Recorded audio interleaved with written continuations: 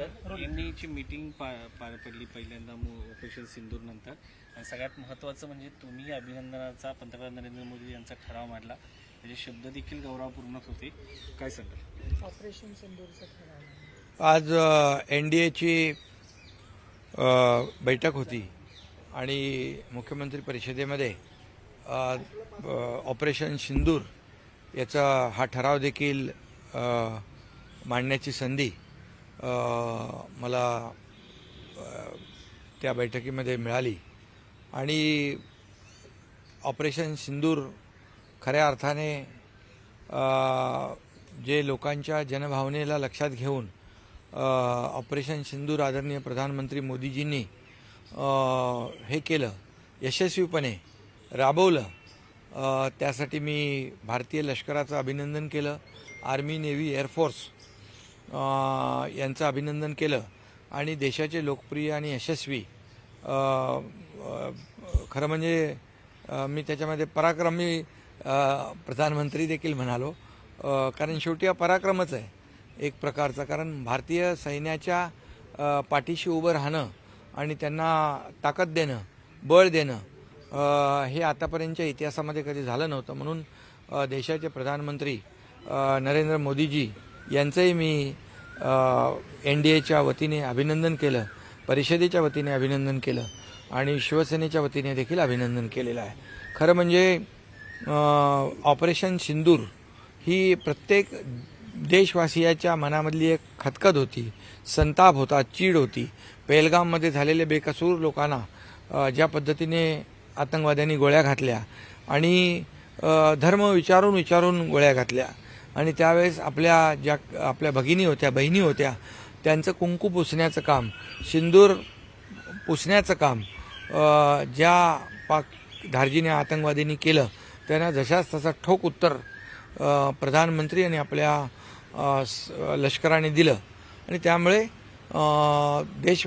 पूर्ण देशभरातून त्यांचा अभिनंदन होतंय. आणि आज तो अभिनंदनाचा ठराव इथं मांडण्याची संधी मला मिळाली. याचे इतर घटक पक्ष देखील आहेत, पण मात्र एवढा मोठा ऐतिहासिक ठराव तुम्हाला मांडण्याची संधी देण्यात आली, कारण ऐतिहासिक घटना होती आणि ते म्हणजे एनडीएतल्या प्रमुख घटक पक्षापैकी तुम्हाला संधी दिली, इतरही पक्ष होते.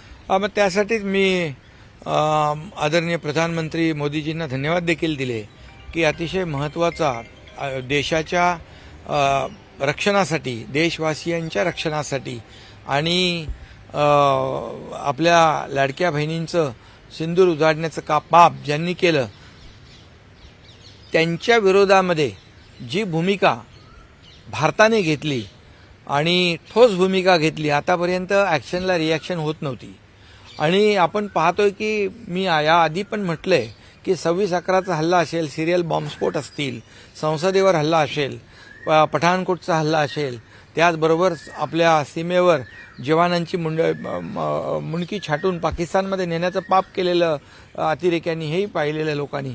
आणि त्यामुळे अशा अनेक वेळा अनेक प्रसंग घडले, पण आता यापूर्वीच्या सरकारांनी कधीही अशा प्रकारचं रिॲक्ट केलं नव्हतं, जशाच तसं ठोक उत्तर किंवा धडा शिकवला नव्हता. आणि म्हणून तो धडा शिकवला यावेळेस. लोकांच्या मनातलं जे आहे, जे बदल्याची भावना होती, त्याला आपण काय म्हणतो, ईट का जवाब पत्थर से, खून का जवाब खून से, आणि आता तर गोली का जवाब तो बोलो से देंगे, असं मोदीजी म्हणालेले आहेत.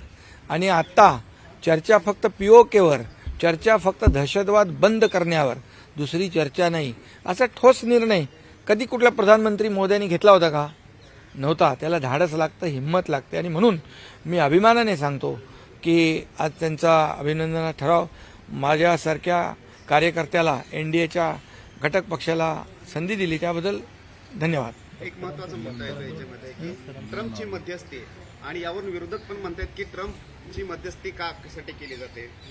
मात्र पंतप्रधान नरेंद्र मोदी यांनी मीटिंगमध्ये हे सांगितलं आहे की त्यांचं काय ते काय. पंतप्रधान नरेंद्र मोदीजी यांनी साफ सांगितलेलं आहे की हा निर्णय भारताचा आहे आणि हा निर्णय जो आहे पाकिस्तानबद्दल, या पहलगामबद्दल, आतंकवादाबद्दल भारतच निर्णय घेणार, असं ठोकपणे त्यांना सांगितलंय. आणि यासाठी त्याच्यामध्ये कुणाच्याही मध्यस्थीची आवश्यकता नाही, असं प्रधानमंत्र्यांनी स्वतः सांगितलंय. आणि हे करत असताना आपल्या पूर्ण जगभरामध्ये आपल्या अनेक देशांमध्ये आपली शिष्टमंडळ देखील त्यांनी पाठवलेली आहेत भारताची, की कशा भारताची बाजू भारताने किती सहन केलं आणि पाकिस्तानने नेहमी दहशतवाद कसा पोचला, दहशतवादाला कसा खतपाणी घातलं, दहशतवादी कसे त्यांचे आतंकवादी त्यांच्या पाकिस्तानमध्ये खुलेआम फिरताना आपण पाहिलं. अरे जे आतंकवादी ज्या आपल्या लष्कराने त्यांचे ट्रेनिंग अड्डे उद्ध्वस्त केले, त्यांचे आतंकवादी अड्डे उद्ध्वस्त केले आणि प्रिसाईज अटॅक केला, म्हणजे टार्गेटेड आपण काम केलं, सिव्हिलियनला काही त्रास दिला नाही. आणि मग असे जे कोणी आतंकवादी त्या ठिकाणी मारले गेले त्यांच्या जनाजामध्ये त्यांच्यामध्ये आर्मीचे ऑफिसर, राज्यकर्ते, म्हणजे पाकिस्तान त्यांना पनाह देतोय, पाकिस्तानात त्यांना सगळे अतिरेकी पाकिस्तानमध्ये खुलेआम फिरतायत. आणि म्हणून ही बाजू जी आहे, पाकिस्तान दहशतवाद पोचतोय.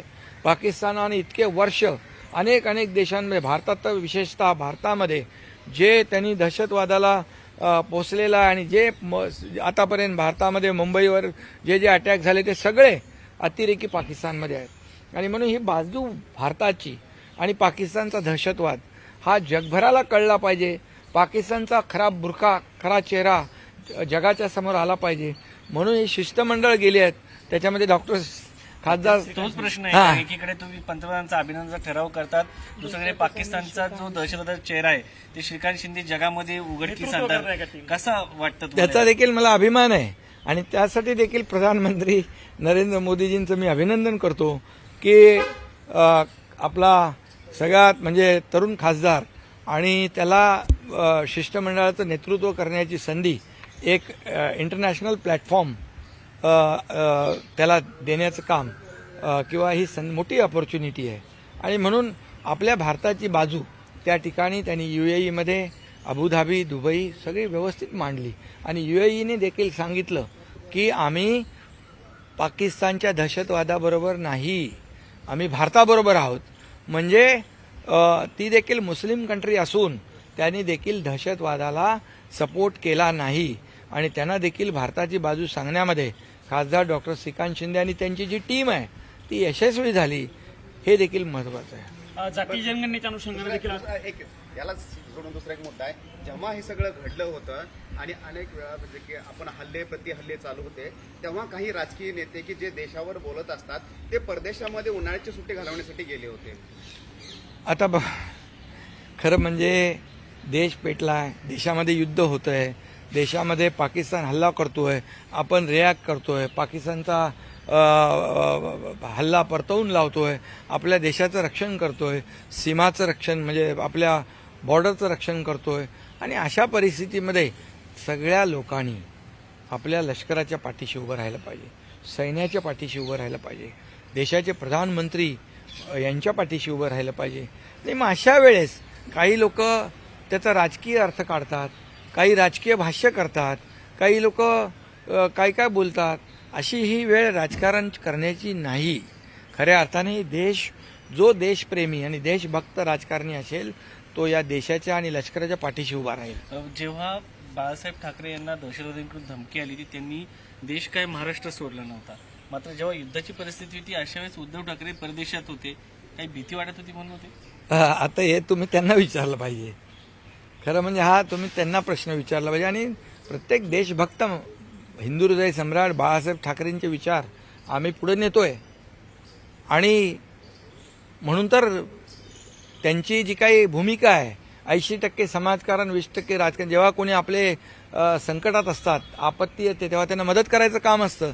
त्यावेळेस सगळे अख्खे आम्ही लोक तिकडे काश्मीरला गेलो होतो त्यांना सुखरूप आणण्यासाठी. म्हणजे बाळासाहेबांचे विचार सोडल्यानंतर कशी परिस्थिती होते आणि कसा बदल होतो वागण्यामध्ये, हे तुम्ही प्रत्यक्ष मला न विचारता त्यांना विचारलं पाहिजे. जातनिहाय जनगणनेचा देखील ठराव मांडण्यात आलेला आहे. याची मागणी मागच्या अनेक वर्षांपासून देशामध्ये होत होती, पण आज पंतप्रधानांनी त्याची मागच्या काही दिवसांपूर्वी घोषणा केली. आज तोही ठराव जातनिहाय जनगणनेचाही ठराव मंजूर झाला आणि त्यामध्ये प्रधानमंत्री महोदयांनी देखील भूमिका त्यांची स्पष्ट केली. यामध्ये सर्व जातीपातीला जे काही मागा असलेले आहेत, काही सामाजिक, शैक्षणिक, आर्थिक जे सर्वांच्या सोबत आले पाहिजे, मेन स्ट्रीममध्ये आले पाहिजे, मुख्य प्रवाहात आले पाहिजे आणि यासाठी जात-पात न पाहता या ठिकाणी सर्वांना न्याय मिळाला पाहिजे. आणि म्हणून ॲक्च्युअल जातीय गणना झाल्यानंतर खरं काय आहे, वस्तुस्थिती काय आहे, हे जगासमोर म्हणजे देशासमोर आणण्यासाठी आणि प्रत्येक समाजाला न्याय देण्यासाठी जातीय जनगणना आवश्यक आहे आणि मी भूमिका प्रधानमंत्री महोदयांनी घेतलेली आहे. भारत आता जगातील चौथ्या अर्थव्यवस्था रँकवर आहे. जपानला मागे टाकलेलं आहे. कशा प्रकारे अभिमान आहे. आपण जेव्हा पाहिलं 2014 पूर्वी भारत 11व्या स्थानावर होता. आज भारत चौथ्या नंबरला आहे, जपानच्या पुढे गेला आहे. आणि आता प्रधानमंत्री महोदयांचं टार्गेट आहे की आता 3ऱ्या नंबरला आणायचं, म्हणजे जर्मनीला देखील मागे टाकून भारत पुढे जाईल. आणि म्हणूनच जे विकसित भारत 2047 हे जे काही व्हिजन आहे विकसित भारताचं, ते एक एक टप्पा आपण पुढे जातोय. आणि म्हणूनच अशा प्रकारच्या बैठका फायद्याच्या आहेत. राज्याचा विकास होतो, देशाचा विकास होतो, देश पुढे जातो. आणि म्हणून गेल्या 10 वर्षामध्ये आता 11 वर्ष, 1 वर्ष आता पूर्ण होईल 3ऱ्या टर्ममध्ये. तर आपण पहा 2014 पूर्वी या देशामध्ये झालेले विकासाची कामं, इन्फ्रास्ट्रक्चरची कामं, जे काय प्रगती झाली आणि आत्ता 10 वर्षात जी प्रगती झाली, तुम्ही जर कम्पेअर केलं, तुलना केली, तर तुम्हाला मग ते एअर कनेक्टिव्हिटी असेल, रोड कनेक्टिव्हिटी असेल, रेल कनेक्टिव्हिटी असेल, पोर्ट कनेक्टिव्हिटी असेल, किंबहुना विकासाचे प्रकल्प असतील, तुम्हाला जमीन आसमानचा फरक दिसेल. इकडे विकासाचे प्रकल्प झाले, दुसरीकडे कल्याणकारी योजना, मग लाडली काय ते आमचं लाडकी बहीण तर महाराष्ट्रात आहे, पण इथे बेटी बचाव, बेटी पढाव, जनधन योजना, ड्रोन दीदी, उज्ज्वला योजना, किती योजना केल्या. त्यामुळे लखपती दीदी, त्यामुळे ह्या सगळ्यामुळे देश पुढे चालला आहे. आणि देशाची अर्थव्यवस्था जी आहे, इतर देशांची अर्थव्यवस्था डगमगली आहे, म्हणजे कमजोर झालेली असताना आपल्या देशाची अर्थव्यवस्था आपण 4थ्या नंबरवरून 3ऱ्या नंबरवर नेण्याचा जो काही संकल्प करतोय, ही मोठी अचीवमेंट है. सर, हिंदी में ऑपरेशन सिंदूर का प्रस्ताव आपने जो है आज रखा था, खुद प्रधानमंत्री नरेंद्र मोदी, इनका आपने अभिनंदन किया. जो सेना फोर्सेस है उनको लेकर भी आपने अभिनंदन. आज ऑपरेशन सिंदूर, आज एनडीए के बैठक में ऑपरेशन सिंदूर का प्रस्ताव जो पारित हो गया, उसे मुझे मौका दिया, इसलिए मैं आदरणीय प्रधानमंत्री नरेंद्र मोदी जी को धन्यवाद भी दिया हूं. और ऑपरेशन सिंदूर कामयाब हो गया, इसलिए मैंने और हमारे एनडीए ने, पूरे परिषद ने भारतीय जवानों का भी अभिनंदन किया है, आर्मी, नेवी, एयरफोर्स को अभिनंदन किया है. और आदरणीय प्रधानमंत्री नरेंद्र मोदी जी एक कामयाब प्रधानमंत्री के रूप में पूरे देश ने, दुनिया ने देखा है, और इसलिए उनका भी अभिनंदन किया, क्योंकि सेना के पीछे, हमारे जवानों के पीछे पूरी ताकत से खड़े रहने का काम उन्होंने किया. और जो बहनों का सिंदूर पोंछने का पाप पाकिस्तान ने किया, उसको सबक सिखाने का काम ऑपरेशन सिंदूर के माध्यम से हमारे जवानों ने किया, हमारे सेना ने किया. और आदरणीय प्रधानमंत्री जी उसके पीछे डट कर खड़े रहे. इसलिए ये प्रधानमंत्री जी का अभिनंदन करना, गौरव करना, ये हमारी जिम्मेदारी है. और ऐसे जो यशस्वी, लोकप्रिय और पराक्रमी प्रधानमंत्री जिन्होंने खुद दिखाया कि ऑपरेशन सिंदूर, जो लोगों ने जो पाप किया था हमारे बहनों का सिंदूर उजाड़ने का, उनको सबक सिखाने का काम किया है. अभी कहा है, अब गोली चलेगी तो तोप गोला चलेगा. अभी सिर्फ बातचीत होगी पीओके पर, और बातचीत होगी दहशतवाद खत्म करने पर. इतना बोलने वाला कौन आदमी है? इतना बोलने वाला प्रधानमंत्री पहला इस देश को मिला है. इससे पहले कई हमले हो चुके हैं. 26/11 हो गया, मुंबई बॉम्बस्फोट हो गया, सीरियल बॉम्बस्फोट हो गया, संसद पर हमला हो गया, पठानकोट हमला हो गया, सीमा पर बॉर्डर पे हमले हो गए. किसने ऐसा किया था? कभी एक्शन लिया था? आज जो बोल रहे हैं वो कहाँ थे? और इसीलिए आदरणीय प्रधानमंत्री मोदी जी का कर्तृत्व जो है, काम जो है, वो तारीफ़े काबिल है. इसलिए मैं उनकी बहुत हृदय से, तहे दिल से उनका अभिनंदन कर दिया है. Thank you sir.